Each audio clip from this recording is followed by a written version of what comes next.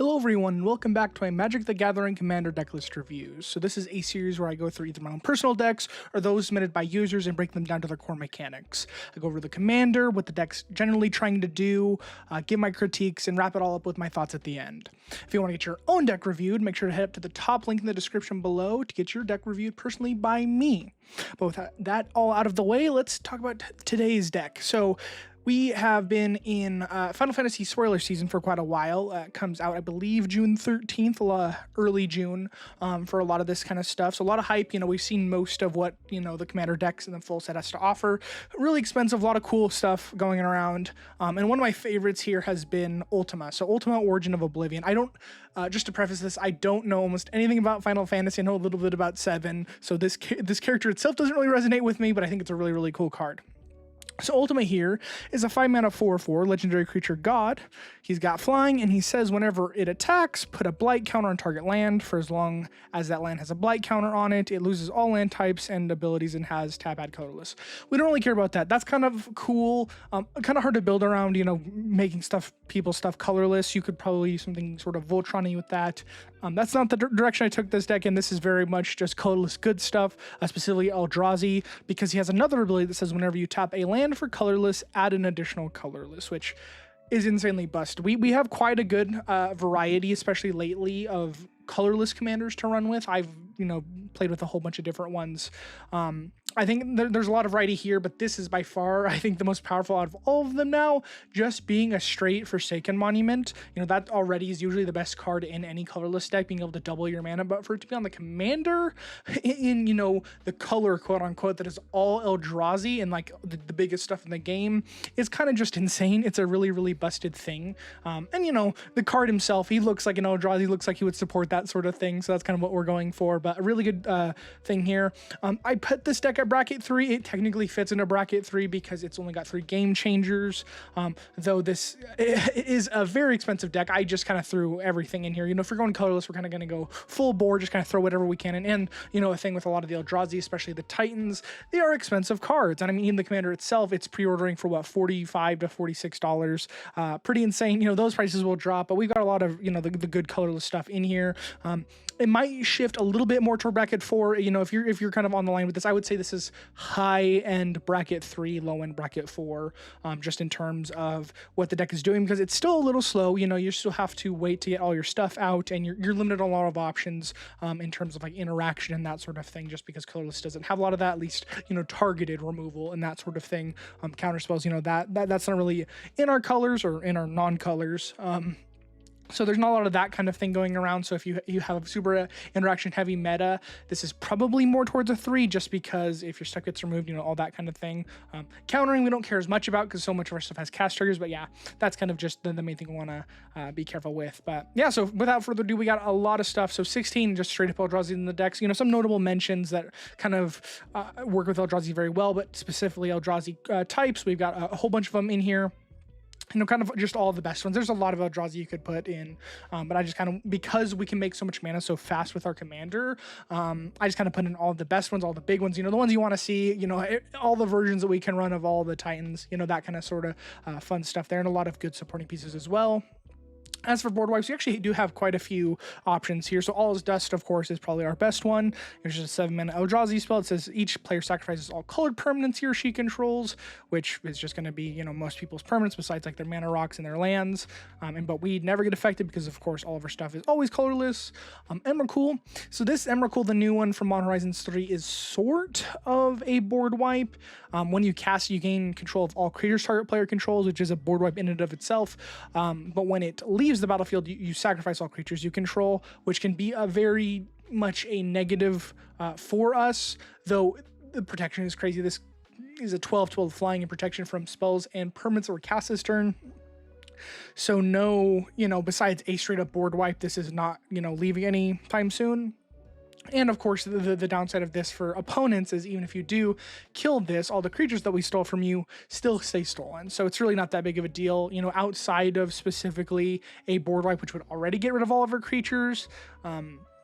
this thing isn't going anywhere. So the downside of losing all of our creatures isn't really that big of a deal, but I definitely would consider it a board wipe territory just because there are a lot of ways that this just ruins the entire board of someone else's. More of a targeted board wipe because it's only one player, but still in that category.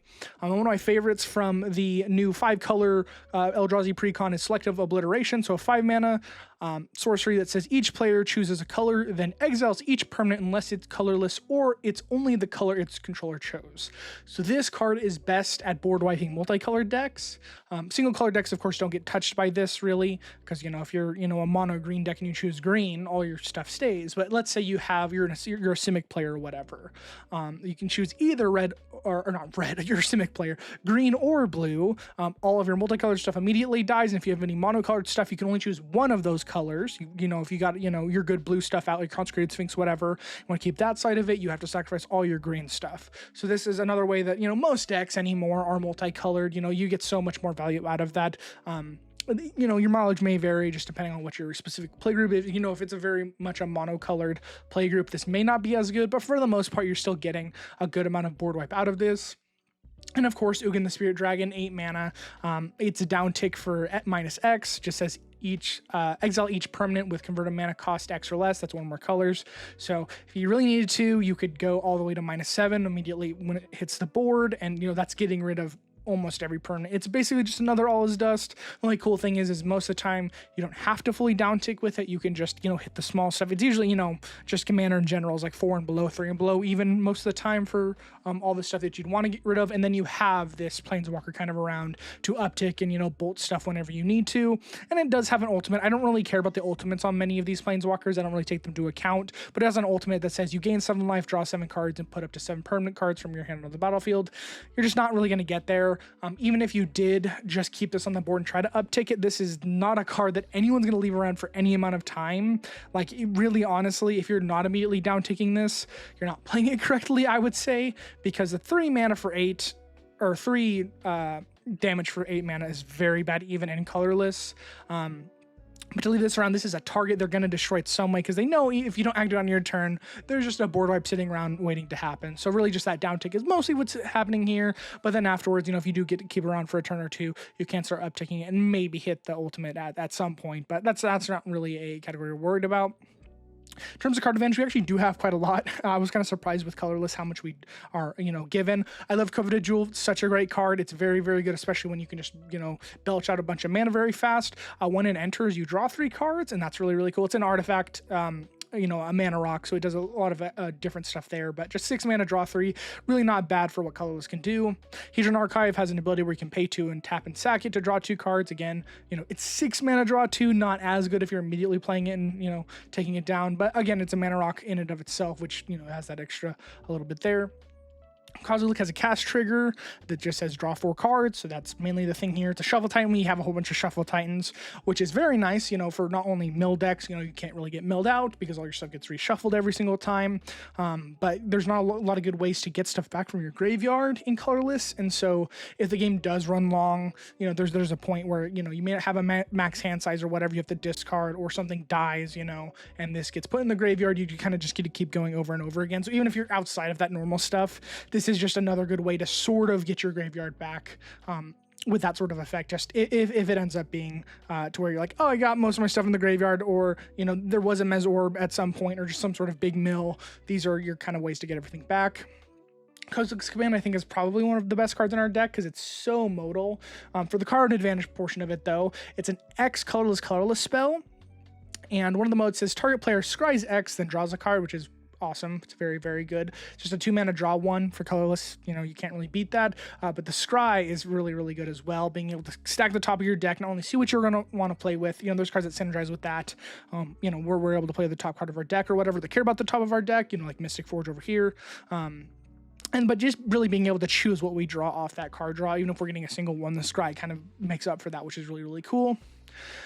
So the Kozilek card draw is kind of weird in here and something a lot of people forget about. I really like this one because it's just kind of an anthem for our creatures, which is really, really nice. The fact that it just gives other colorless creatures you control +3/+2. There's a few ways we make spawns and tokens and that sort of thing. Most of our creatures are already usually pretty big, but this is just kind of another way to buff them. But it says when you cast this spell, up to 2 target players manifest 2 cards from their hands. For each card manifested this way, you draw a card. So then here, it kind of synergizes with itself, because when you manifest, you just put the whatever card from your hand face down as a 2/2 creature. That creature is colorless, so it immediately gets the buff on your side of the board. And whenever you put away, you get the card draw back. And the reason it says up to 2 players, you can force an opponent to do that. They have the 2/2s, and really, it's sort of a pseudo discard effect, because you're making them, use some of the cards in their hand, even if they don't want to, and put them down as 2/2s. So that's kind of nice. The only thing with it is when you manifest, you can flip it up for its mana cost at any time if it's a creature card. So there are times when they can sneak something crazy onto the board without you knowing, but most of the time it's up to 2 players as well. So a lot of times I just target myself if I'm like, okay, I need 2 new cards, kind of just a faithless looting type effect, where I'm like, okay, I'm going to discard 2, draw 2, get some new cards, have some stuff on the battlefield, and they're huge bodies on top of that, so that's kind of cool. Mind's Eye, one of our best ones because it's very much repeatable. It's a 5-mana artifact that just says when an opponent draws a card, you may pay 1. If you do, draw a card. So just another way we're gonna have a whole bunch of mana, a lot of ways to use that. People are drawing more than 1 card a turn. A lot of times, even a Brainstorm, this is super nice for, especially if we have our commander out, not having to waste that mana from it floating. Just a really good card to try to get down, and 5 is definitely a steep cost for card advantage, as not as just the primary thing. That's all this card does. All of our other stuff has other modes to it, but because we're making so much mana, again, we're just kind of that colorless good pile, so we that's really not that high of a curve to try to hit. And Mystic Forge, another really, really good card for any colorless deck. 4-mana artifact says you may look at the top card of your library at any time. Just by itself is kind of nice. I always like being able to look at the top cards. You can kind of plan your next turn, whether or not you want to fetch or whatever, shuffle effects, being able to look at the next thing. That's kind of nice. And then it says you may cast artifact spells and colorless spells from the top of your library. So, of course, we're in a colorless deck, so any spells we can cast from the top, that's really nice as well. And you can pay 1 life, tap it, exile the top card of your library. So even if you don't have shuffle effects, it itself can start digging, slowly. So that's really cool as well. This is just kind of gives us an extra card in our hand, basically, which I think is really nice. All around, just kind of a great card. Plantier of Orthanc, really, really good as well. So at the beginning of our end step, we put Influence counter on it and Scry 2. Then we have target opponent may have a draw card. If they don't, we mill equal to the number of counters on it, and they take that much damage equal to the mana value, which, looking at this deck, we've got, 10, 12, 13 drops. And, if someone sees that you're playing this kind of deck, it's normally with players that they'll take 1 or 2 cards. Like once you get to the 3rd counter and you're milling 3 cards off of this, they usually just give you the card draw, because it's too much damage most of the time to be taking. Our mana curve is way too high, and even if they get burnt once, let's say you do mill the 1 card and it ends up being a Kozilek and they take 10 to the face, they're you can just target that player for the rest of the game. They are gonna let you draw every single time. So again, kind of just another, it's cool to stack the top of the deck with the Scry trigger, even if you don't get the card draw off of it, get stuff away, whatever. If we do end up milling something like a Kozilek, it just shuffles back in, so no harm, no foul with that. And of course, just a little bit of extra card draw for 3 mana, repeatable every turn. Staff Domination. So this just by itself is a good mana dump. There's going to be turns where we don't have something to use all our mana on, just because we do have a good amount of card draw, but you're going to run through really, really fast with this type of deck. So being able to gain life, you can tap and untap creatures, which is kind of cool. But really the big thing with card draw here is you can pay fat, tap it, draw a card. So very poor rate, paying 5 mana to draw a card, but the fact that it's repeatable and has a bunch of extra pieces on it is kind of, another big part of it for it here. No combos. This is very much a combo card, but we don't have any mana dorks that are tapping for mana that we can untap this over and over again. So not really a big deal here. It's just straight up a value piece. Mightstone Wingstone, so it's a really nice mana rock, especially for a colorless deck. When it enters, you can choose to draw 2 cards, and of course it's a mana rock in itself that can tap for 2 mana, so that's really cool with that. Mostly the card draw, paying 5 to get 2 cards, and then a rock is very, very good. The One Ring, this is literally just the most pure form of card draw in any deck, really. You're just drawing more and more and more, exponentially more cards every single turn. Very, very good. And, the Fog is also nice on top of that. There's ways that you can copy this or, copy triggers, whatever, in the deck as well. So there's a little bit of extra value on top of that. Not that you really need it. It by itself is just a great card.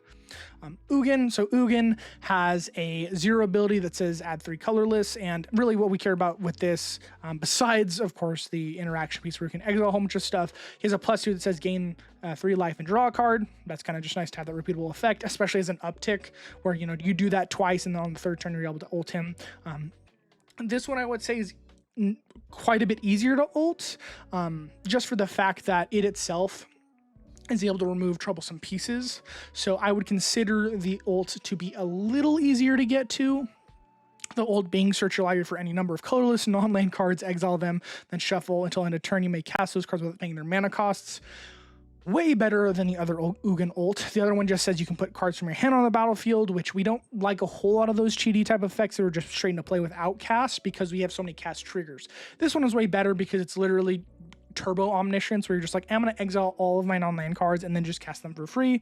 That's just going to straight up win you the game. You know, we have an extra turn spell in here, so you can also give your stuff haste off of that, or just give your stuff haste off of another card in here. So this is sort of a card that I think has a little bit more value on top of that, because even if you cast this, it's, you know, cast a few other things, you know, get rid of more stuff. Can protect itself a little bit more. That being said, it's probably still going to get removed, but even if you just cast this and uptick it, or even, you know, zero it, I think that by itself is good enough. Really, really good card. Very cool to see this in the new Dark Year Dragonstorm set. A lot of really cool colorless stuff coming. Kind of excited about it. You know, of course, Commander included. Interaction pieces, we have quite a lot of interaction, surprisingly. Just in terms of cast triggers, mostly a lot of it is very experimental or just circumstantial, rather. Kind of got to be in a specific situation or have big creatures or that sort of thing. So Eldritch Immunity is a really, really good one, probably one of the best ones. It's 1 mana instant that just says target creature you control gains protection from each color until end of turn. So, you know, you can swing in or whatever. You know, if someone tries to Swords to Plowshares, one of your things, it's a protection piece, just kind of generically all over the place. A really, really good card. But the biggest part of this is as an overload cost for 5, where you can give all your creatures protection from all colors. So sometimes that's not as good in a lot of decks, giving your stuff protection from all colors, because you yourself might have stuff, you know, enchantments, whatever, you want to buff your stuff. I've played, you know, a Chrome as well a few times where, you know, you want to target, you know, stuff with white cards, and you can't because it now has protection from all colors. So you have to kind of, you know, work stuff around it. Because working colorless, we literally can never see a downside with this. I see this mostly as a game ending piece where you're like, okay, I'm going to go in for the kill. As basically just, I'm going to make all my stuff unblockable, really is the biggest thing there. It's really good against the Blasphemous Act, because even as big as our creatures are, 13 damage still kills most of them. Skating around board wipes like that, or, you know, destroy board wipes, that's kind of nice on top of that. So it can be a dodge with that. But really, I think that the making it so most creatures cannot, you know, block except for colorless creatures is the biggest thing with that, and that's what I would use it most for. Kind of the purest form of interaction you can possibly have is Emrakul the Promised End. When you cast the spell, you gain control of target opponent during their next player's turn. After that turn, that player takes an extra turn. So you get that. This also is reduced in cost equal to the number of card types in your graveyards. Is sort of like Ultra Delirium. It's flying, trample, protection from instants, so it's very hard to remove. But just that cast trigger taking over someone's turn, you know, that's kind of crazy, and there's a lot of cool things you can do with that. Not only getting to see a person's hand, you can really, you know, if they have wraths or like target removal, or just like, you know, you can fetch and fail to find, that sort of thing. There's a lot of crazy stuff that you can do, which I think is kind of cool. Or even if you get rid of their commander, you can choose to put it in whatever zone. You don't have to put it back in the command zone. So if they got their commander out, and you can swords that, putting it just straight up into exile and just getting rid of their commander forever is kind of insane. A lot of cool stuff you can do with that. And like, they do get an extra turn afterwards, but most of the time you can destroy their board, so, you know, effectively that it doesn't matter too much. Or at the very least, if you don't get something, you now have a 13/13 flying trampler with protection on your board, and usually a fairly good board state, and, you know, you get a lot more information off of what they're doing with that as well. Just again, really in here because it's a giant eldrazi that does some cool stuff. Sort of a weird card in here, a lesson. It's a 5-mana exile target non-land permanent sorcery. Its controller draws a card, so very, very, very bad target or removal, but at the very least, it's just exile target non-land permanent. So that's not too bad. We can hit most things. They do get another card for their troubles, and it's, you know, sorcery speed, so we can only do it on our turn. But with colors, you kind of take what you can get, and this is what we're getting, is, you know, a 5-mana lesson from Strixhaven. Kozilek's Command, so one of the other things it can do is exile up to X target cards from graveyards. That's kind of nice, sort of there. And you can exile target creature with mana value X or less. So you can get rid of tokens, you know, pay 2 mana, get tokens. And another thing to really note with Kozilek's Command is it's choose 2, so you get 2 different things. So you can make, you know, or draw a bunch of cards off of this, whatever you pay into it and exile something. That's another reason why this card is so good. It's not just modal, but you get to pick multiple of those modes, which makes it really good. But for the interaction piece, it's mostly being able to exile the card. Cards from graveyards can be kind of nice, blow out opponents, especially because it's instant speed, get rid of a reanimation target or whatever, and then, getting exile creatures as well. Cosmic the Great Distortion. So this one's really, really cool because you can discard cards with mana cost X and then counter target spell with mana cost X. So these are really one of our only ways to counter spells in the deck. I think there's 2 other cards in colorless that I even know of that can counter spells.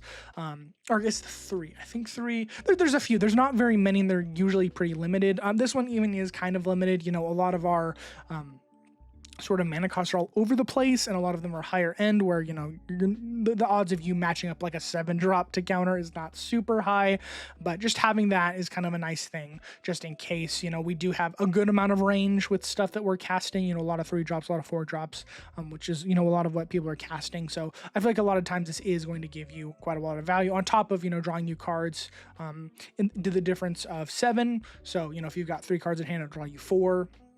And it's a menace 12/12. It's just a really good card. This was on I know for a long time just kind of the default colorless commander because it refilled your hand and gave you interaction abilities with that as well. Now this world's really cool because it can potentially be a free counter spell. So it says counter target spell or ability that targets a permanent you control, but it costs 7 less to cast if it targets a creature with power 7 or greater. So if someone tries to get rid of one of our eldrazi, you can cast this for free. That's kind of nice. Paying 7, you don't really want to pay 7 for this. This is very much a sort of niche card, but again, you kind of take what interaction you can get within the specific color identity that we have.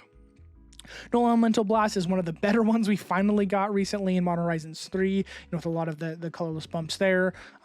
So it's an instant that says choose one, counter target multicolored spell, or destroy target multicolored permanent. So most of the time, again, someone at the tail is probably going to be multicolored, and so you're able to, like a lot of these Elemental Blasts where they get rid of a specific color, this one honestly is probably one of the better ones besides, the red ones that counter blue spells, because you get a broad range of a whole lot of different things off of it. And I like the modality of not only being able to counter stuff if you need it, but being able to destroy stuff as well. For 1 mana is really, really good.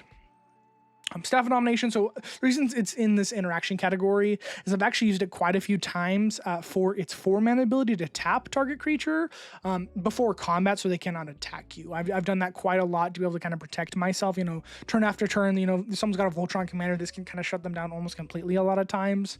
But just in general, if someone's got something really big coming at you, like a Cultivator Colossus that's like a 12/12 or 20/20, tap down the biggest things that you need to get rid of. And sometimes because this is technically a repeatable effect because it can untap itself, you might have enough mana or save up enough mana to tap 1 or 2 or 3 things, But again, just kind of the modality of it, being able to have that a little extra just in case. Or, you could, if you wanted to, untap a creature, give some the ability to swing at someone else, politic, whatever you want with this sort of card. Master and Weakstone. So it's got 2 ETB triggers. One was the card draw, and the second one is to give target creature -5/-5 till end of turn, which is going to kill most creatures, or at least most relevant ones that you could even get rid of. Or, if you really need to shrink something, if someone's got an infect creature that would, knock you out, you could do that until end of turn. Mostly just it's going to be a removal spell on top of being a mana rock, which is cool there. The One Ring, of course, with interaction is a fog. It gives you protection from everything when it enters, which is really cool. And you get that until your next turn. So it's kind of a Teferi's protection in a lot of ways, just because no one's going to really attack you, because you don't get any damage in, and you kind of just get to fade away for the most part. You still get hit by board wipes and whatever, but you yourself can't really be touched by much. Even like a lot of targeted spells that would say, hey, target player does this or whatever, or blood artist type effects that would target a specific player for something. You kind of get around a lot of that, which is really cool. And of course, you don't take any damage. Titan's Presence. So this is one of the better interaction spells in the deck. It's a 3-mana instant that says an additional cost to cast it. Reveal a colorless creature from your hand. So this kind of hinges on you having something, but we have a whole lot of colorless creatures in the deck, and a lot of them are really, really big. Like Kozilek, Ulamog, whatever. It says exile target creature if its power is less than or equal to the number or equal to the revealed card's power. So most of the time, our stuff is going to be way bigger. We're running some of the biggest cards in the game. So 3 mana, counter 3 mana destruction spells, not really too bad for what we're working with. And kind of scooted around a little bit earlier, but Ugin, really the biggest part of this card, his abilities are kind of nice, but he has these other abilities that say when you cast this spell, exile up to one target permanent that's one or more colors. That's kind of all right. That's by itself would be kind of a cool effect for this card, because it's, both of its loyalty abilities are not too bad. But it also says whenever you cast a colorless spell, exile up to one target permanent that's one or more colors. And it's not more, multicolor. It's one or more colors. So pretty much anything that's not colorless, which is kind of the stupid thing here. Like, that's basically just getting an ulted emblem on a planeswalker just for playing it. Like, I would consider that on emblem level of power, casting stuff to exile permanents. That's insane. So getting that just for having the dude around, as well as being able to use his abilities on top of that, is absolutely busted. I would say out of all of our targeted interaction pieces, that's probably just the best one. The fact that you can kind of just get rid of whatever, and it's not even like as restricted as Null Elemental Blast, where it's a multicolored. It's literally just any colored permanent. So that's really, really cool. Amazing card, very broken. There's a reason why it's holding quite a price as a standard card. Ugin the Ineffable, so it has a downtick ability that says destroy target permanent that's one or more colors. Again, pretty good for what it is. It's uptick, allows us to manifest whatever. Most of the time it's just a downtick, and then you uptick because, you might as well. But usually when this comes down, it's, reduces your mana costs, and then it's mostly just destroy something. So kind of good for the rate we're getting for colorless stuff on top of what it's already doing. And of course, both Ulamogs here do get rid of permanents. So Ulamog the Ceaseless Hunger being the best one, I think. When you cast to exile two target permanents, so it's any permanent and you get to exile them, so that gets around a whole lot of stuff like Indestructible, which is really, really cool. And he himself is indestructible, but mostly that. And of course, he also has the extra effect of when he attacks, defending player exiles the top 20 cards of their library. So sort of just Ultra Mill on top of that. And being a 10/10 indestructible, this thing is extremely hard to get rid of, but really the cool thing being able to get those two extra permanents on cast is just kind of sort of rubbing dirt in their eye a little bit. This one's not as good, Ulamog the Infinite Gyre, so it's a shuffle time, which is kind of nice. It's 1 extra mana. It's indestructible, and it says when you cast destroy target permanent, so it's only 1 permanent and it's a destroy effect, so it doesn't get around indestructible. It does have Annihilator 4, which we have a little bit of synergy, just because we're running all of our big Titan stuff.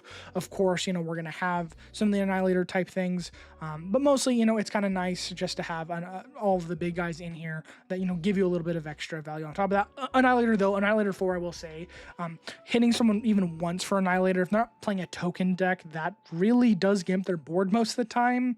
And 2, really, I think if you hit someone twice with Annihilator 4, they're mostly out of the game. So even just being kind of the more weak sauce Ulamog, it's still pretty good. And a Warping Whale is our last one here. So the biggest thing here, it does a bunch of different stuff. So you can exile target creature with power or toughness 1 or less.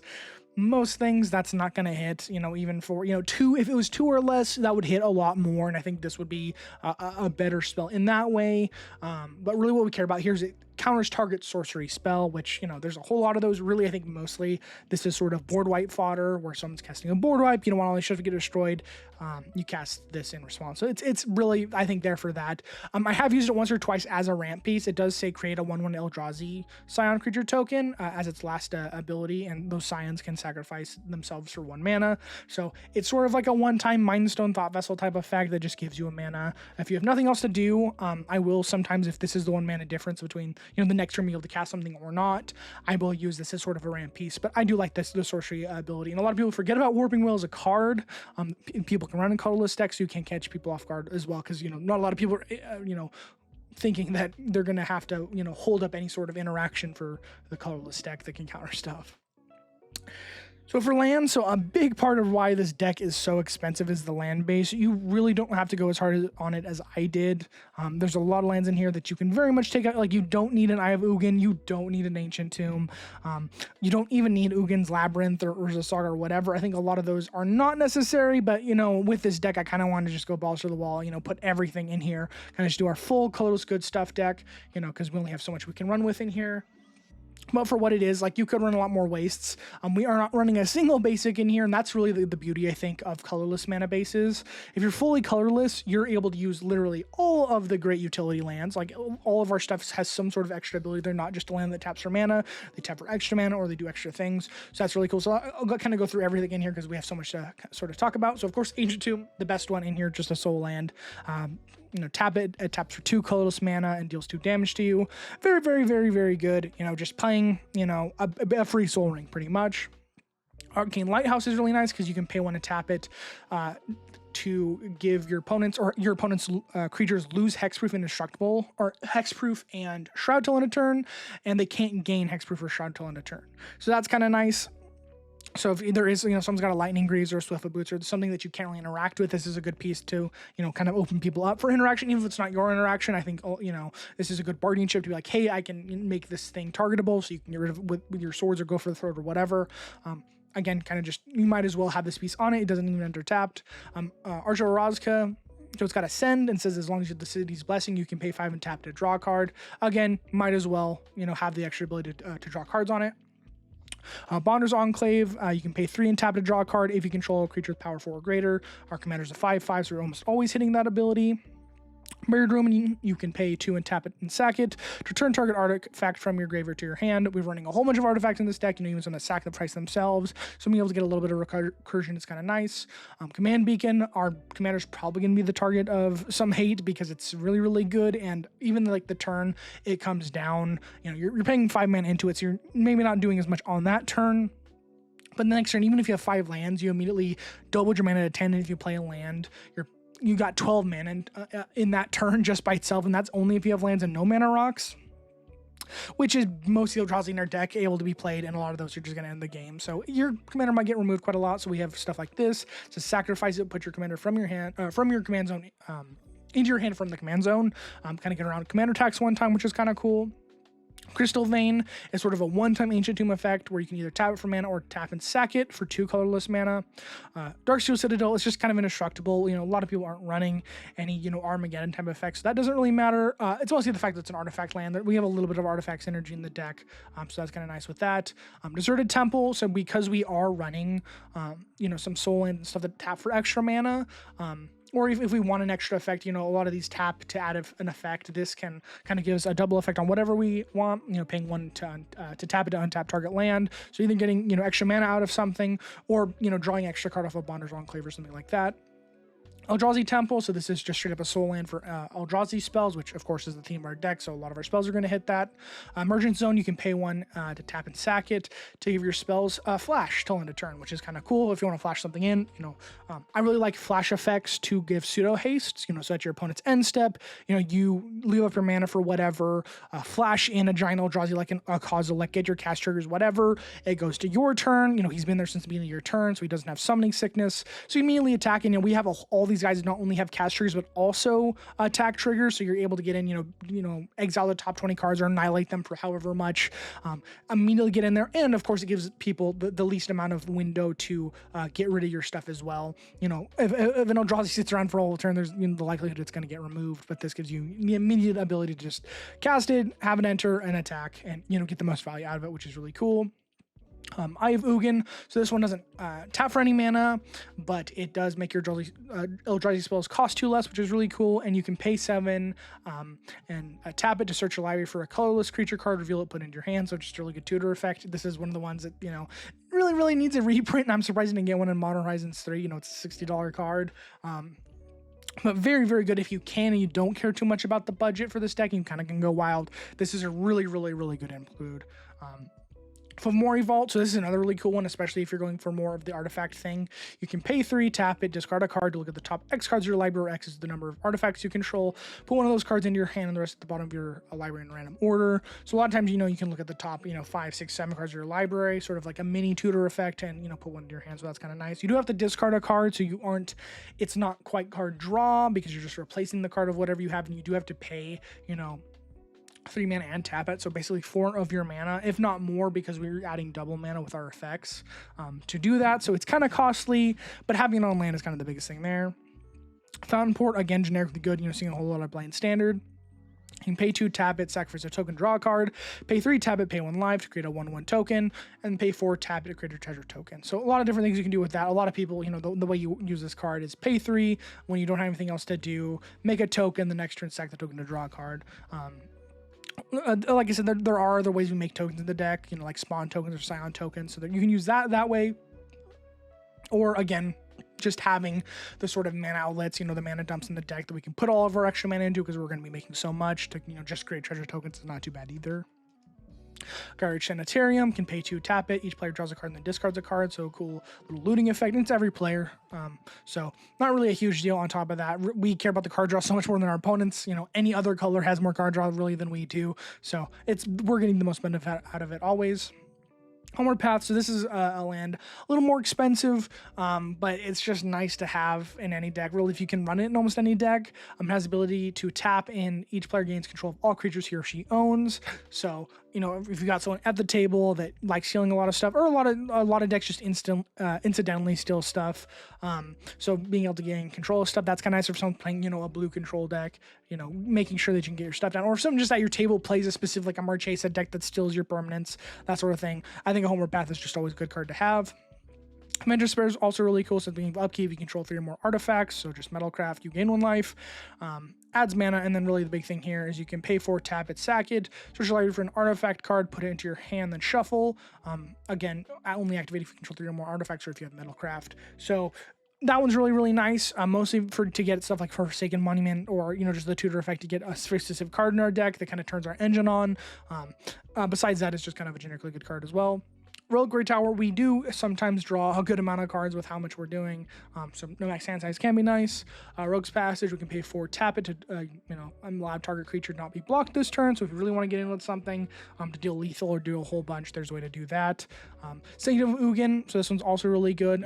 It taps for mana, and whenever you cast a colorless spell with convert mana cost 7 or greater, you may sack it. If you do, search your library for a creature card, a colorless creature card, put it in your hand, then shuffle. So sort of an Eye of Ugin type of effect. But this one doesn't reduce our cost of anything, but it does tap for mana, and it's just a, you don't have to pay 7 mana into it, it's just a cast trigger on something that's 7 mana or greater. So really, I think on top of it, these two together work really well, kind of just getting that little bit of extra. You know, the tutor effects that we can run is always nice, because we don't have a whole lot of card draw.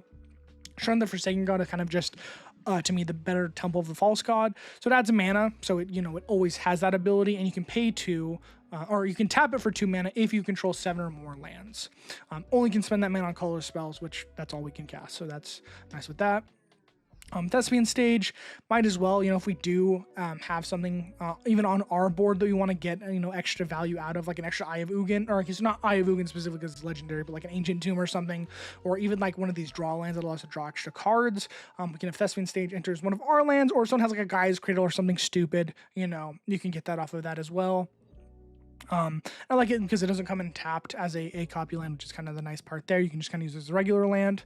Tune the Spirit Dragon, so you know there's not almost any life gain really in colorless besides a few specific cards. So you can pay 2, tap to gain 1 life for each colorless creature you control, which a lot of times you might be gaining, you know, 7, 8, 9, 10 life off of this, which is kind of cool for, you know, 3 or so mana.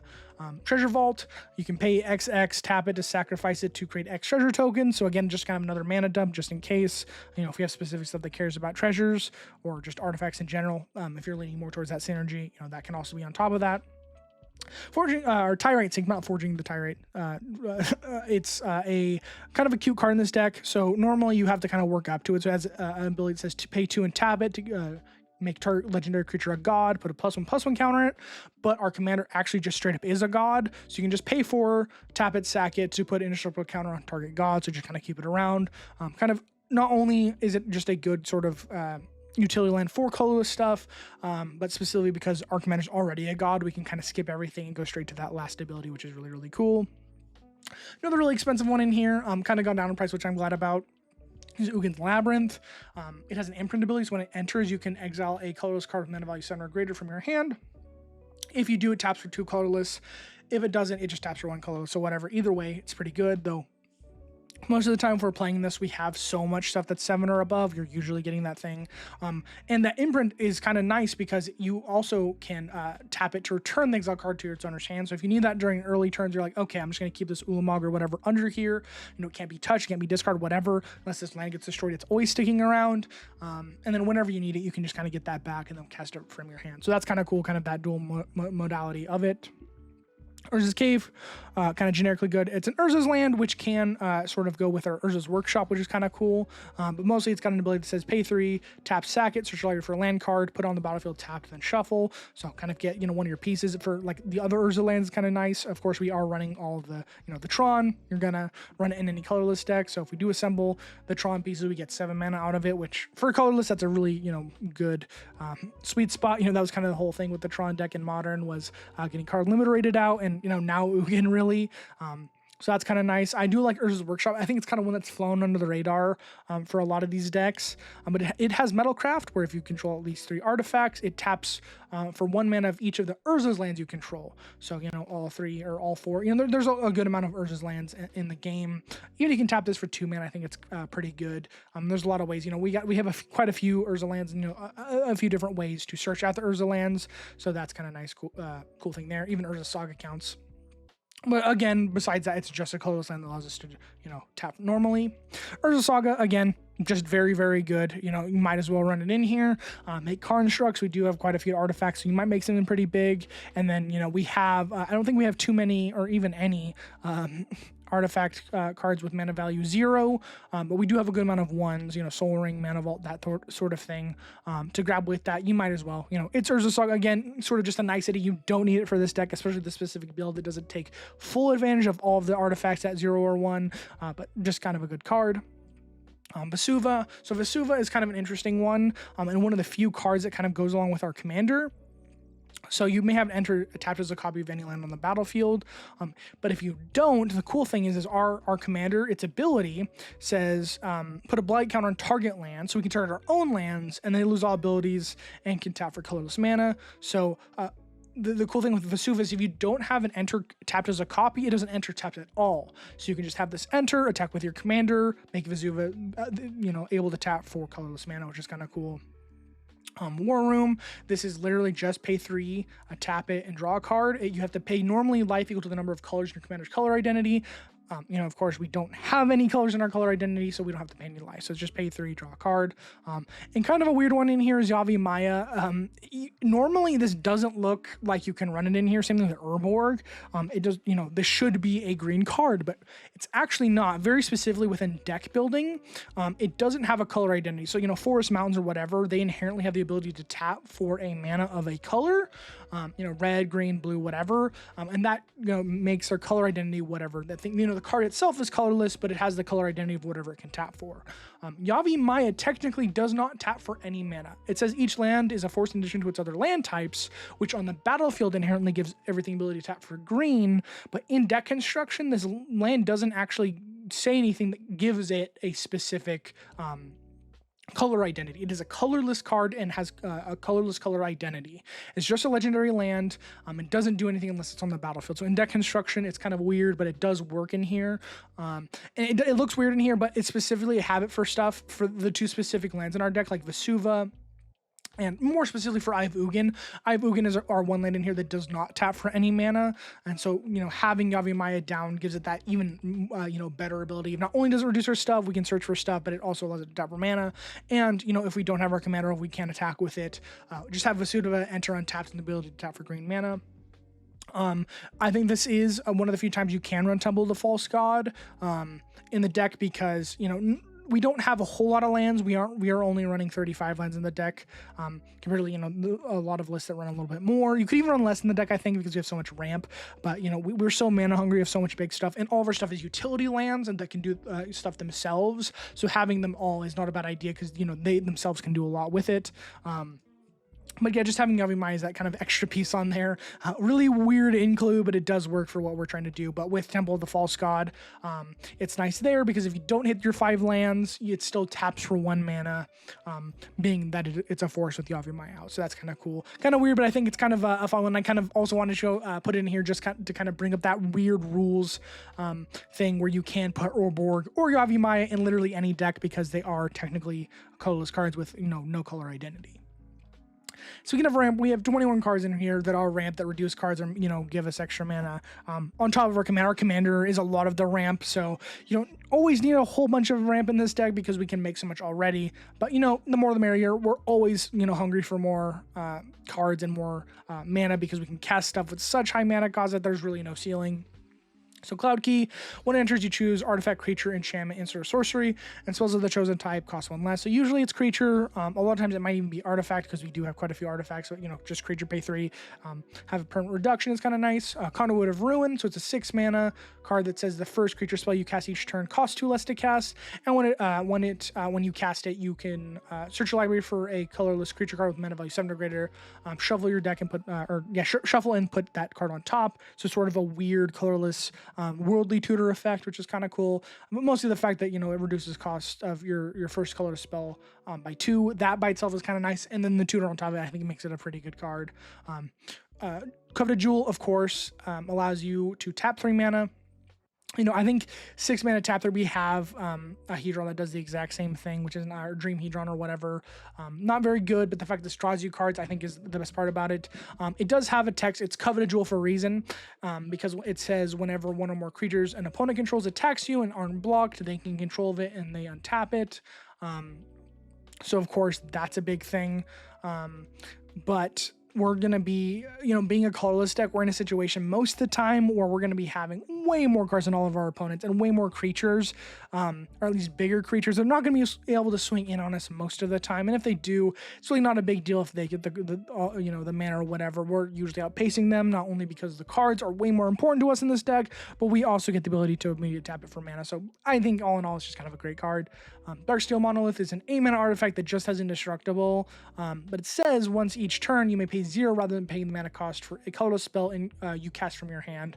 So it's, a one-time omniscience, which I think is really cool. Strictly speaking, I think this is our best ramp spell because you can, pay 8. This comes down and every single turn you can cast, a 13, 12, 12, whatever mana thing that's extremely large for free, which is really, really cool. Just kind of all around a really, really great card.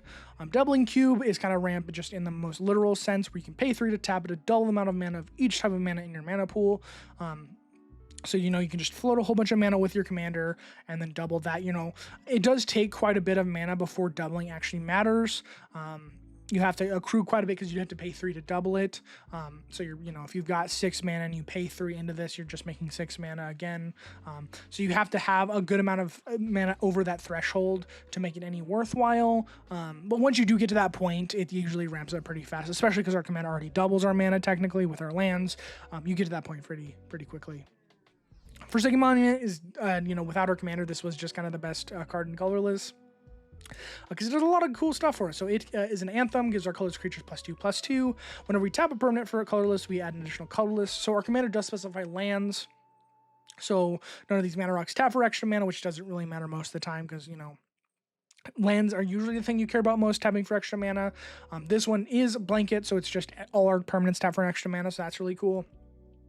And that's really the biggest thing here is the fact that we get extra mana from tapping our stuff.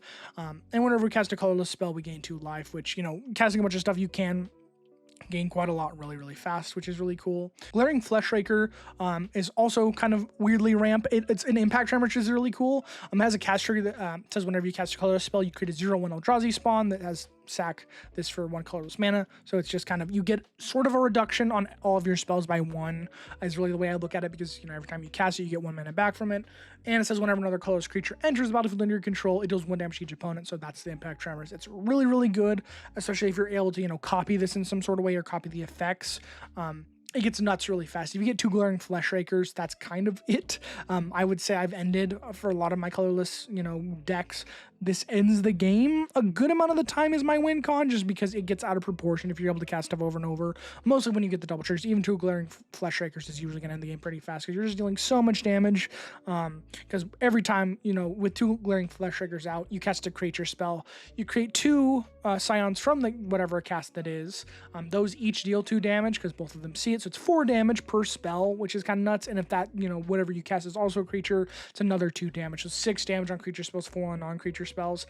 absolutely insane. That's going to whittle, 10 spells and everyone's dead. Very, very good. By itself, just having that, cost reduction is very good, but on top of everything else, the damage is really, really huge.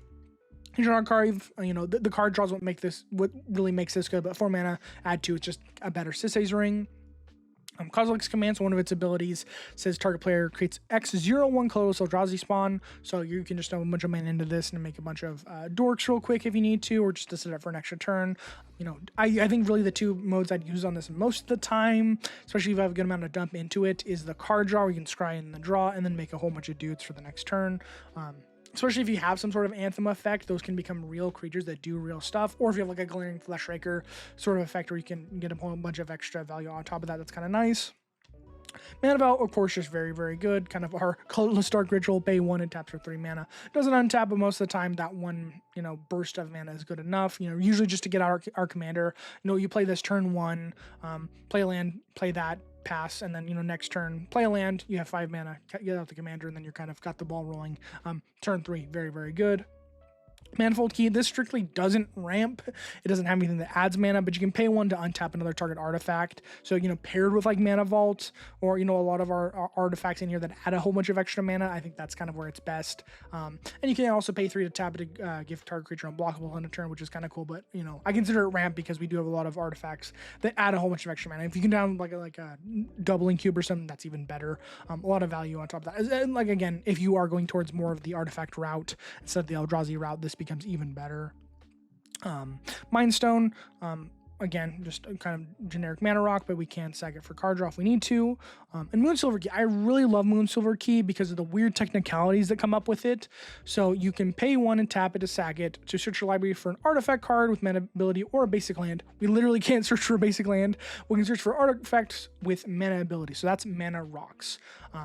Though more specifically, it's not technically a artifact with a mana ability is not always a mana rock. And what I mean by that is technically Forsaken Monument has a mana ability.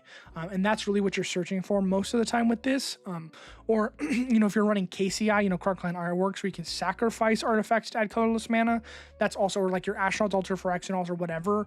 But really the weirdest thing here is whenever you tap for mana, you add additional mana. That itself is a mana ability. It's not adding mana, but it's an ability that is, in relation to mana. So you can, usually this is just Moonsilver Key, go grab the best card in my deck, put on the battlefield, and, chaos ensues, whatever you end up doing. So that's really the hidden tech with this. Maybe you run 1 waste in this deck if you want to, just to have something to tutor with Moonsilver Key, or, if you're just downgrading the mana base in general, you don't want to play all the expensive, 10, 60 or 100 card, dollar cards. This becomes a lot better for you then, just to have the modality, but really it's the fact that you can get Forsaken Money. It's just a single card tutor most of the time. Scare Tiller, this one's kind of cool. Whenever it becomes tapped, you may either put a land from your hand onto the battlefield tapped, or turn target land from your graveyard to the battlefield tapped. This can be nice in a deck that's, fetching a whole lot, if you have a bunch of fetch lands, or, if you're running more like Strip Mine, Wasteland type things. I didn't run any land destruction in the deck because, I usually want one or two just to have like a Demolition Field or a Field Ruin, whatever. But because our commander literally just shuts off lands if we need it to, we don't really need any on top of that, because it's repeatable and we can kind of literally just shut off the land as best as possible. But besides like a straight up Strip Mine, I think its ability is the best because you don't replace the land, you literally just turn it off, which is really cool. But mostly the fact that we can put an extra land down for free. Same thing with Walking Atlas, where you can tap it to put a land from our hand on the battlefield. Walking Atlas being the better of the two, not only is it 2 less mana, but it also lets the land come untapped if that land would, which I don't think we have any tap lands in our deck that, don't have to come in tapped, so that's kind of cool. Soul Ring, just generically good. Thought Vessel, Thran Dynamo, for colorless stuff, it's just really, really good. One of our best rate for how much mana you can make out of it. Mycelium Weakstone, we kind of already talked about it. It's a 5 mana, it makes 2 mana. It's got weird Power Stone mana cost, where it says this mana can't be spelled to cast on artifact spells. Though this also is kind of a weird rules thing, where it says it can't be spent to cast non-artifact spells. But that's specifically it. It can't be spent to cast non-artifact spells, which, that sounds like I'm just repeating myself, but that's the only thing it can't do. You can spend this on literally anything else, including abilities. So if you have like a doubling cube type of effect, you can spend this to activate abilities. It just, you can't cast non-artifact spells. So, your creature spells, whatever, your enchantments, instant sorcery, that sort of thing, they can't be spent on that, but they can be spent on literally anything else. So that's kind of a thing to note with this. It's not just, hey, I can only cast artifacts with this. You can also use abilities. Kind of the big thing there. Though, again, for this deck, especially with how many artifacts we're playing, it's really not that big of a restriction. Ugin, it gives colorless spells 2 less to cast for us, which is really nice. For a Planeswalker, that's a really, really good ability and one of our better cost reducers. And then lastly, here we have Earth's Incubator. When it enters, you choose a creature type, and then creature spells of the chosen type cost 2 less to cast. I kind of don't put this in every creature deck that I run that's like tribal, because this is worded very weirdly in a very old-fashioned sort of way where it's symmetrical. It just says creature spells of the chosen type cost 2 less to cast, not creature spells you control. So if you're running like an elf deck or a human deck or a dragon deck or something that's really popular, even outside of, committed tribal decks, this reduces everyone's spells of that type. So really, I only like to run this in niche decks. Like most people are not running eldrazi outside of a specific like big creature spell deck or eldrazi deck. They might have 1 or 2. So you're more safe to be running this in the deck to not give your opponents a whole bunch of extra advantage. And then we got quite a bit of value in this deck just because there's so much of extra stuff that doesn't really fit into the other categories here. Just kind of generally good cards. One of them being Abstruse Archaic. This is a little avatar that says pay 1, tap it, copy target activated or triggered ability you control from a colorless source. You may choose new targets for the copy. So this is great, usually with like cast triggers from eldrazi is most of the time what you're using it for. Though there might be a few other things, it's activated or triggered ability from colorless sources. So, you could pay 1, get, an extra bit of mana from Thran Dynamo or something like that if you wanted to. It is also just from a colorless source, so it does include all 3 of our planeswalkers if you want to do something like that. So that's kind of nice. Just kind of the versatility I think is really cool. One of the best bombs in our deck is Chroma's Memorial. It's a 7-mana legendary artifact that gives creatures we control flying, first strike, vigilance, trample, haste, and protection from black and from red. So this is kind of our finisher. We don't have a lot of haste in the deck. Like I think there's only 2 sources tops that can really give us anything, and this is one of them. And this, of course, is just kind of our biggest Anthem effect. That's just like, hey, we're gonna make our stuff basically unblockable most of the time, and if you do block it, it has the evasion of trample and the protections. And mostly though, the haste, being able to immediately attack with our stuff, is just insane. Very, very, very good card, and really kind of one of our game enders. Chimel, the Inner Sun, very, very cool as well. It's a 6-mana legendary artifact that says spells we control can't be countered, so you can kind of consider it's an interaction piece, or really like an anti-interaction piece. Once this is down, we immediately just get to cast whatever we want and don't have to worry about any interaction from our opponents. And then really the biggest thing here is at the beginning of your end step, you discover 5, so you reveal until you get a 5-drop. And then you may put that in your hand or cast it for free. So we have, a lot of our deck is hitting that, and so we're just getting a whole bunch of extra value on out of our deck every single one of our end steps. So that's really, really cool. Commander's Plate. So this is another one like War Room that cares about the number of colors in our commander's color identity. It's a 1-mana equipment that says equip commander 3 or equipped just any creature 5. It says equipped creature gets +3/+3 and is protected from each color that's not in your commander's color identity. And of course, we don't have any colors in our color identity, so we just have protection from all colors. So basically unblockable and gives you, a lot of protection, sort of hexproof usually for most spells. And unblockable for most creatures as well. So all around, just very, very good for the deck. If you can splash for this one, I think this is one of the better ones to add in here, just because you can kind of get around it, really using colorless as a non-identity to its fullest. And again, one of the best cards in our deck, and I think a lot of times can be even better than Forsaken Monument, is Echoes of Eternity. So this is a Kindred Enchantment Eldrazi.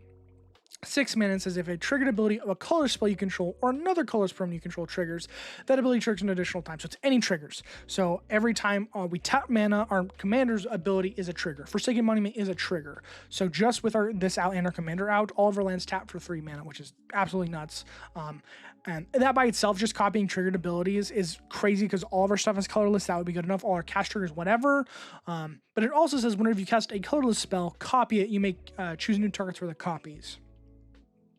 So we do have a lot of legendary stuff in here, so it's not always the best, but for the most of our spells, we get an extra one for free. We get extra, it's just doubling literally everything. It's like one of the best cards we can really ask for. One of my favorite cards from MH3.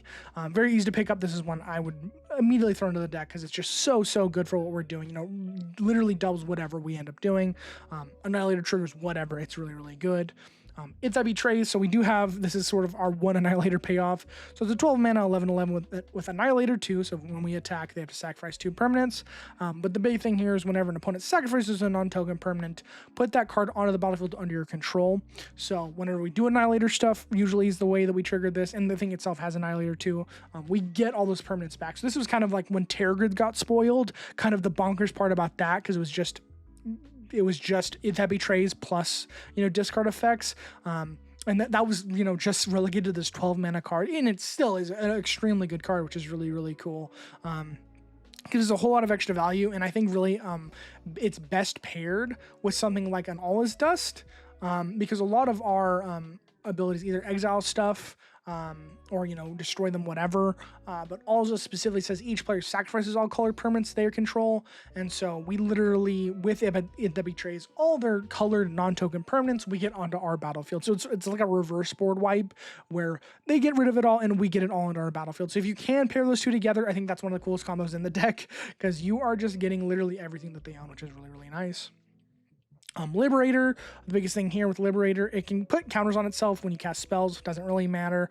It has Flash, which is kind of nice, but it says you may cast colorless spells and artifact spells with delayed Flash. So just paying 3 to give all your stuff Flash is very, very good. I've run this as my commander personally for a very, very long time, and I've seen so much use out of it. The Flash is so important with what you're doing, especially when you're casting a lot of really big stuff, a lot of really scary stuff. I've already kind of talked about it before, where having the pseudo haste is really nice, where you're able to cast stuff on opponent's end step and be able to attack with those creatures on your turn. But really, the hiding information with Flash is the biggest thing. You're gonna be like, I'm not a target until, at someone's end step, I dump my whole hand. Now I'm a target, but you guys have already, spent all your mana on your turns, and I'm gonna do whatever I want. So that's, a really huge deal with that.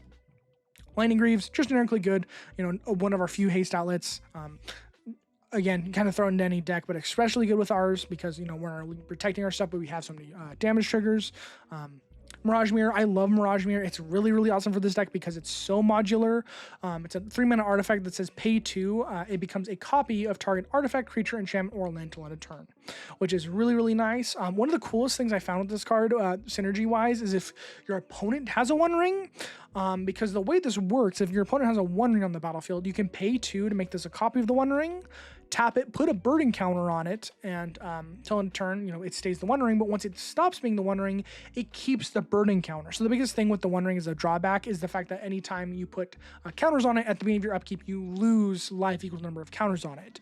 But with Mirage Mirror, because it's not starting your turn as a 1 ring, as long as the 1 ring of your opponent stays out for very long, it keeps its counters because it just stops becoming a 1 ring, but the counters don't go away. It doesn't reset the game piece. So every turn you can keep stacking up, do the exact same thing with the 1 ring, but dodge all of the damage, which I think is a really, really cool synergy. But on top of that, just even if you're able to get, an extra anything really, we have so many cards in this deck that this could work amazingly with. It can even copy lands if you really needed to. It copies pretty much everything. We don't really have any, we have a few planeswalkers, but they're all legendary, so they would immediately let legend roll away. And then of course it can't copy instant sorceries as being a permanent. So pretty much anything in the deck it can copy, and we have a whole lot of stuff that it would be extremely good to copy with. So this is a very good card. And of course the big thing is it's anything, it's not just our stuff. So if someone's got a huge creature on the board or something really good, someone's got an omniscience, whatever, being able to copy that and use its abilities on top of that is really, really nice. Planar Bridge, generically good in and of itself. Just a 6-mana legend artifact that says pay 8, tap it, search library for a permanent card, put it on the battlefield and shuffle. So this is kind of just, I think, a bit win more. The first tutor is 14 mana to put something from your tutor something up to the battlefield, which honestly is not the worst rate considering we've got 12 mana cards, 10 mana cards, whatever, and of course the tutoring effect right to battlefield, being able to get around counters and that sort of thing, and instant speed is kind of nice, especially if you pair this with like more artifact type stuff like Unwinding Clock or Clock of Bones, where you can able to untap it over and over again.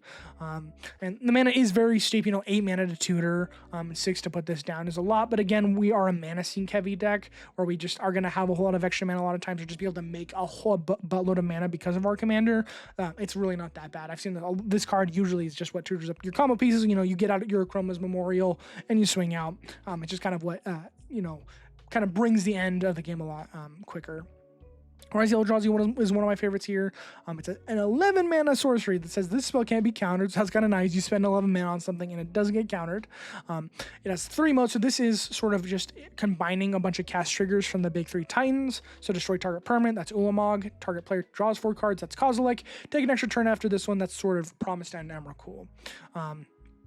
And then you exile this card. So you get to destroy something, refill your hand, take an extra turn. The biggest thing here is the fact that extra turn I really like because, if you're casting this thing, draw some cards, whatever, the extra turn usually just give your stuff pseudo haste where you're able to attack with it if you've already cast this. Even just the card draw, it can be kind of nice. But an extra turn in colorless is one of our few ways that we're able to do that. So that's kind of just a cool, big, splashy card. I really like the flavor of using, kind of the combined might of all of our Titans, and that's really what the deck is based around. So very flavorful with that. Roaming Throne, absolutely busted. You can use this a lot of different ways. This is sort of another very toolbox type card where, we have a bunch of, if you name Eldrazi with this, it doubles triggers of whatever card you name when it enters, whatever creature type. Though a lot of times I think you're really just going to be naming God because your commander, it has the triggered ability of adding extra mana whenever stuff enters. So it's kind of just another Forsaken Monument type of effect where this with your commander allows all of your lands to tap for an extra mana, which sometimes, if you just have a whole bunch of stuff and you need a bunch of extra mana, that can just kind of turbo stuff up. Roaming Throne is just amazingly good by itself. Or, of course, because we have so many triggers, Eldrazi love to have triggered abilities. Naming this on Eldrazi sort of later game is also extremely good. We have so much stuff that this synergizes with, which is really, really cool. Just all around, of course, Roaming Throne, an amazing card. If you're running any tribal deck, this is probably just going to go in it because it does so much for, what our deck's trying to do.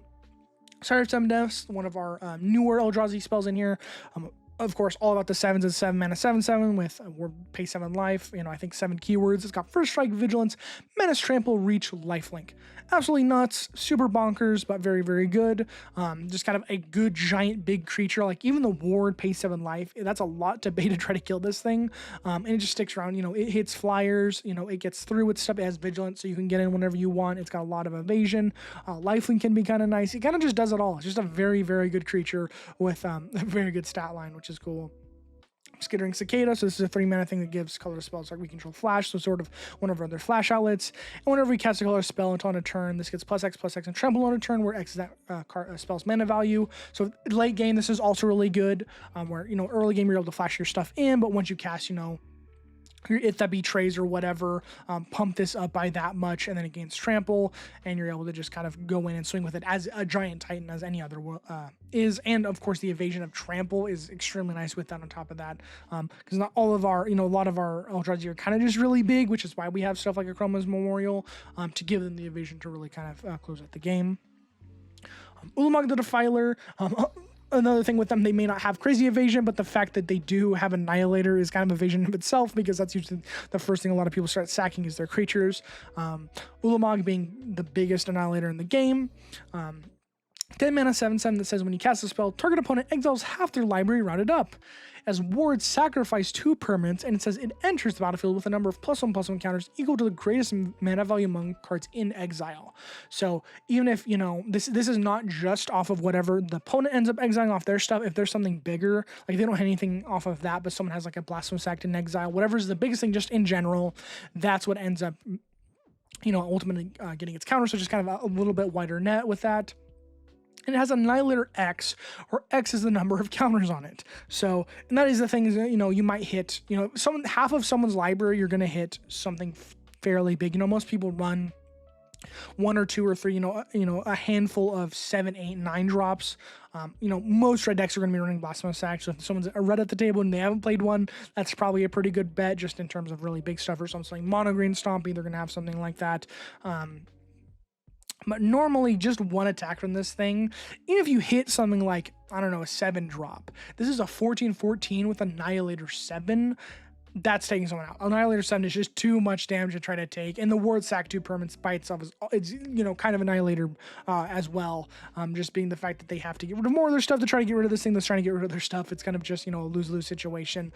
But, anytime I think I've ever swung with this in any of my games, they just scoop. That's it. They can't really recover from, even like Annihilator, I think 5 and up, even one swing from that. Most of the time, if they're not a go wide deck or token deck, if they don't have a whole lot of permanents, that's mostly it, because they have to sacrifice lands at that point, and then once you start sacrificing lands, the game's pretty much over for you. Vidalcan Orrery, sort of an old Commander All-Star. 4 mana just gives all of your stuff flash, so that's, again, kind of our last flash outlet, though. I like I said in a lot of these videos, I really love prioritizing flash in decks, because it just gives you so much extra, politicking with the table, and, being able to hide information for a lot longer, be able to play stuff last second. It's very much gives you a little bit of a tactical advantage. Void Winnower, you could also kind of consider this on the level of Chimmel. Oh, actually, way better than Chimmel. The big thing, the slogan with this card is you can't even, or opponents can't even. It's a 9 mana 11/9, and says your opponents can't cast spells with even converted mana costs. Your opponents also can't block with creatures even converted mana costs. So a lot of times you're shutting off half, if not more, of their deck, just in terms of, what is worth what. Most cards, I think in games are 2 mana cost, 2 or 4, whatever. That both of those is really what you're hitting is 2 and 4 mana costs. Most people, there's not too many 1s, but there is quite a lot of 3s. So that 2 and 4 you're basically shutting off. That's really the 2 that you care about, and that's going to destroy a lot of what people are looking forward to. This card just is super, super oppressive, though it's a 9 mana card as well. And, people run, they're, especially if you have a white table or white player at the table, you're going to have the 1 mana Swords of Plowshares removal type stuff. It does usually end up getting removed at some point, but it's a very, very good deterrent at letting them cast anything. And a lot of times that might shut someone off completely, at least for most of their hand. They might have a bunch of 6 drops and 4 drops or whatever. Just generically, again, a very, very good card. Wandering Archaic, it does have a backside sorcery set. I don't think I've ever cast, and I'm not even going to talk about it because the front side's so good. It's a 5 mana 4/4 that says whenever an opponent casts an instant sorcery spell, they may pay 2. If they don't, you may copy that spell if you do choose new targets for the copy. So this is absolutely busted and is one of the greatest cards. Even like more towards competitive, this is still very much played because it's so good. If anyone plays like a Dark Ritual or literally anything, that 2 mana attacks like smothering type of thing, most people just don't want to pay. Paying the 2 sucks.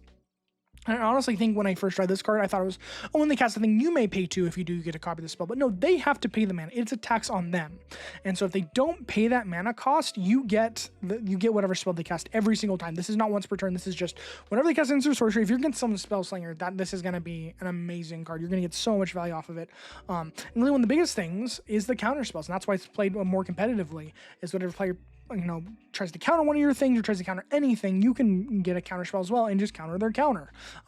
So this has a whole lot of value, and it is dependent on what your opponents are doing, but everyone's running instant sorceries, and a lot of times they're just like, okay, I'm going to cast a Ponder, I'm going to cast a Brainstorm, whatever, draw your cards, do your thing. And so you just get a good amount of extra value on top of whatever an opponent's doing.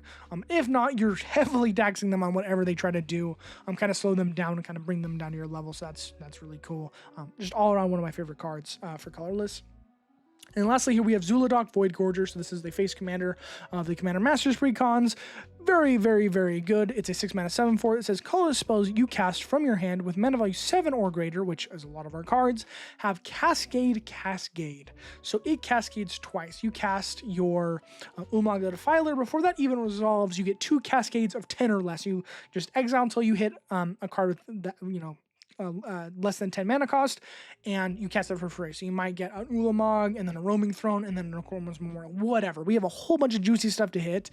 Even if a little bit of our smaller stuff, like I wouldn't mind hitting a Lightning Goose a lot of times, or Mirage Mirror, whatever. Like it's, there's so many great hits in our deck, and you're casting those as well. So you get whatever your cast triggers. If you do hit an Ulamog and you end up hitting, another giant creature with cast triggers, you're immediately going to get that as well.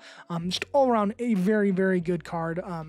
Zuladok being one of my favorites. I think it is an amazing card for this deck, and one of the cards I really like to be able to run in eldrazi stuff and even big colorless stuff. Very awesome. If you're able to get this down around turn 6 or turn 7, and that's the cool thing, is it ramps under a lot of your, or at least curves under a lot of your spells, because it's a 6-drop and then it cares about 7 mana value or greater. So you're able to cast this one turn, play your commander, cast this the next turn, and then the next turn cast a 7-drop and get a whole bunch of value off of it. So that's really nice. But yeah, that is our Ultima deck. So just a bunch of really cool, and eldrazi stuff, colorless shenanigans, a whole lot of value. I think this deck, I think it's really fun. Just by itself, being able to run out all utility lands is really, really cool, because it makes it so your lands are worth so much more than they used to be, or where they always have abilities, you always have stuff up, even if you don't think you do. You have the ability to look for a lot of stuff. We have a good amount of tutor effects. I think it's really fun to be able to run Yavi Maya. Like I said, you can build this more artifact heavy or even more combo heavy. There's a lot of good colorless combos in the game that you can run towards. I try to keep a lot of those out of a lot of these type of decks, because I think they're just kind of fun, big stompy decks to be able to play. That we have a lot of interaction, kind of all around colors. I think has just become a really good 6-color for Magic. I think it's kind of gone through the same evolution as white over time, where white was very, very underpowered, and then just over the last few sets, especially with like Modern Horizons 3 coming out and that sort of thing, it's just steadily, climbed over time, where our artifacts just keep getting more and more efficient. They do more and more crazy things, to the point where if you're playing colors like just colorless tribals, another thing that we haven't gotten until very recently, like stuff like Ugin, where if you do take the dive to restrict yourself to just colorless cards, you get so much value out of it, which I think is really cool. But yeah, besides that, I hope you all have enjoyed this video. If you want to take a look at the deck list, I'll leave a Moxfield link in the description. If you want to take a look at all of the other deck lists I have done for the channel, I will leave a link to the playlist also in the description. But besides all of that, I will see all of you beautiful people in the next one.